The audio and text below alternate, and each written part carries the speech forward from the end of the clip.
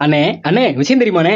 ஸ்பின்னர்ஸ்க்கு எதிரா long sixer அடிக்கிற இந்திய பிளேயர் யாருன்னு தெரியுமா? T20 ஹிஸ்டரியிலேயே மிக நீண்ட ஆட்டம் இழக்காத இந்திய பிளேயர் யாருன்னு தெரியுமா?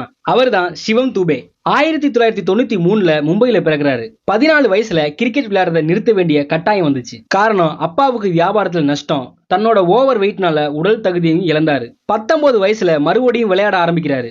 அவரோட அப்பா வீட்டுக்கு பின்னாடியே நெட் பிராக்டிஸ் பண்ண ஹெல்ப் பண்றாரு. 2019 ஐபிஎல் அறிமுகமாகி ஆர்சிபி, ராஜஸ்தான் ராயல்ஸ், இப்போ சிஎஸ்கேல விளையாடுறாரு. ஆரம்பத்துல ஆர்சிபில விளையாட ஆரம்பிச்சாலும் அதிக வாய்ப்பு கிடைக்கல. 2023 ஐபிஎல்ல தல தோனி தலைமையில 418 ரன்கள் அடிச்சு சிஎஸ்கேல முக்கியமான பில்லரா மாறினாரு. 2019ல ஐசிசி T20ல அறிமுகமானாலும் காயம் காரணமா வாய்ப்பு கிடைக்கல. 2023-24ல மீண்டும் இந்திய அணியில இடம் பிடிச்சாரு சிவம் தூபே.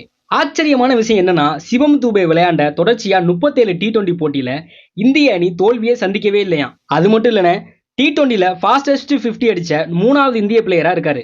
பல தடைகளை தாண்டி இந்திய அணியின் தூணா ஆல்ரவுண்டரா வளர்ந்திருக்காரு. இவரோட ஆட்டம் உங்களுக்கு எந்த அளவுக்கு பிடிக்கும்னு கமெண்ட்ல சொல்லிட்டு போங்கண்ணே.